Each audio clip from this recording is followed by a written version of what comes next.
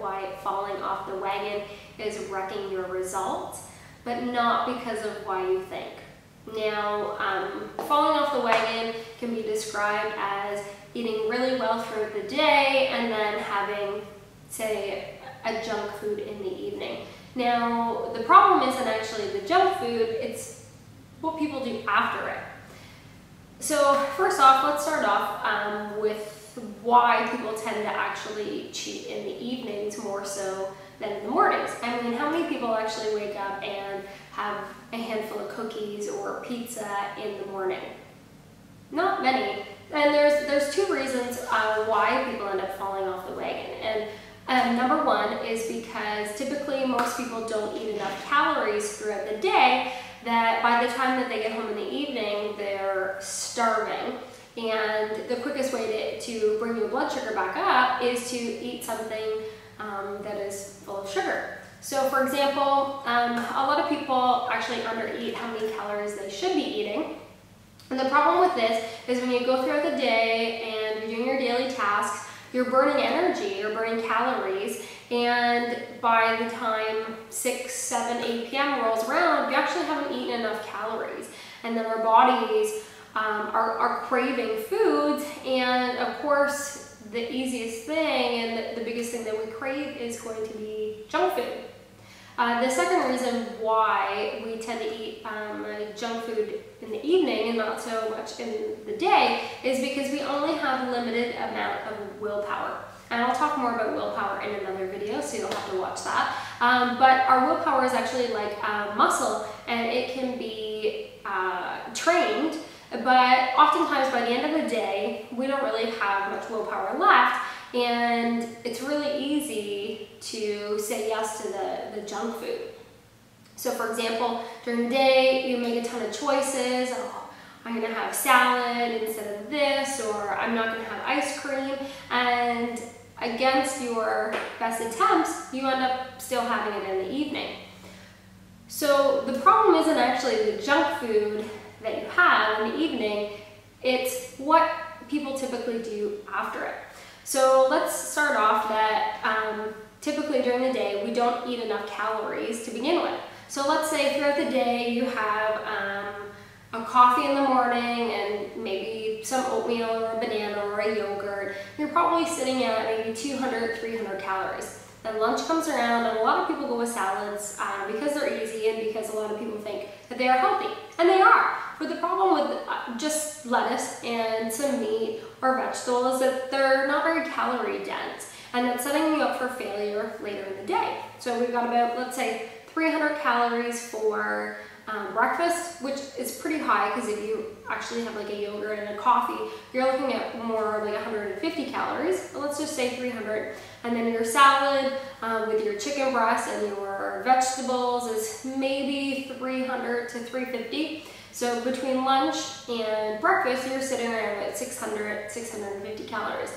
Then 3 p.m. rolls around and you're still being really good, you still have tons of willpower. You might have an apple, maybe another 100 calories. So we're sitting about 750, 700 calories now for the day. Dinner rolls around and you might end up having your junk food then, or might having dinner and having it afterwards. But the fact of the matter is that you haven't eaten enough calories throughout the day to curb those cravings in the evening.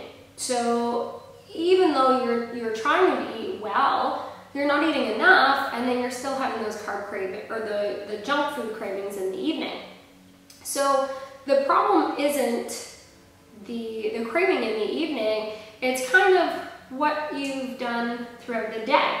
So to fix that pattern that typically happens for a lot of people almost every day, you need to actually eat more throughout the day. So I really highly recommend that you start tracking your food.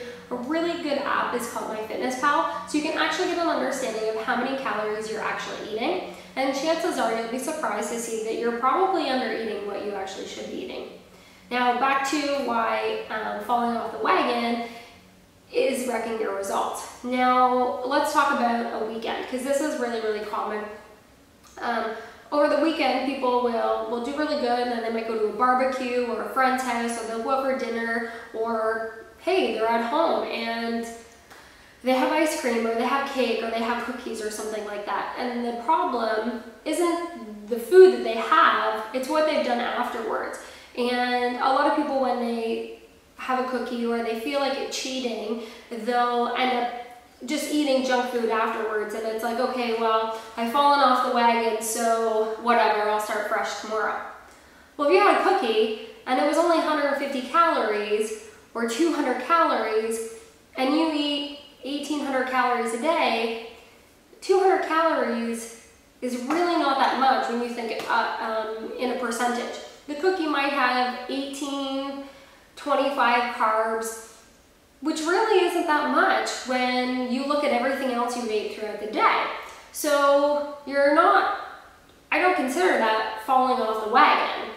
I don't consider that wrecking your results. Wrecking your results comes from what people do after it, that mindset of, okay, well, I had junk food, so I'm just gonna, I cheated, I'm just gonna continue on that path and eat junk for the rest of the day.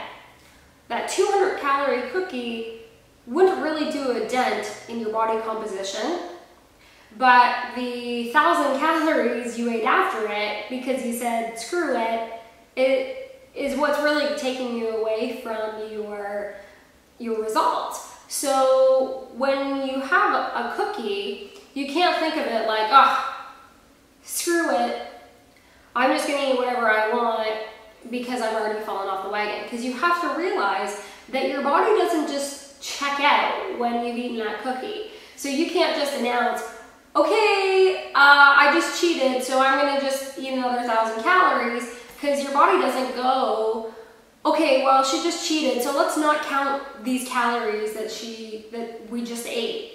All of these calories later tonight don't matter, because they do. Your body keeps track. If you're not keeping track, it doesn't matter, because your body's keeping track. So that 200 calorie cookie is not what is causing you to fall off track. It's what you're doing after it. And now let me ask you this brain buster question, and I always ask all of our clients this. Do you really think that it is reasonable to ask yourself never to eat junk food again? Sit with that for a second while I grab a drink here. So let me ask that again. Do you think that you could go the rest of your life not eating junk food? Chances are you're saying no right now. And there's absolutely nothing wrong with that answer. It's actually a very good answer. So let me ask you this question. Why do you beat yourself up when you eat junk food if you don't think that you could cut it out for the rest of your life? Bet you didn't think of that, did you? Now, a lot of people beat themselves up when they have junk food. But if you don't think you can realistically cut it out for the rest of your life, then why are you beating yourself up when you have it? It's really quite crazy. We make it so hard to be proud of ourselves, yet we make it so easy to be disappointed in ourselves. So next time you have a treat or a cookie or a s'more or ice cream and you're enjoying life, don't beat yourself up about it. Go on with your next meal as if what you did was okay. Because if you don't think you can cut junk food out for the rest of your life, then it is okay to have junk food.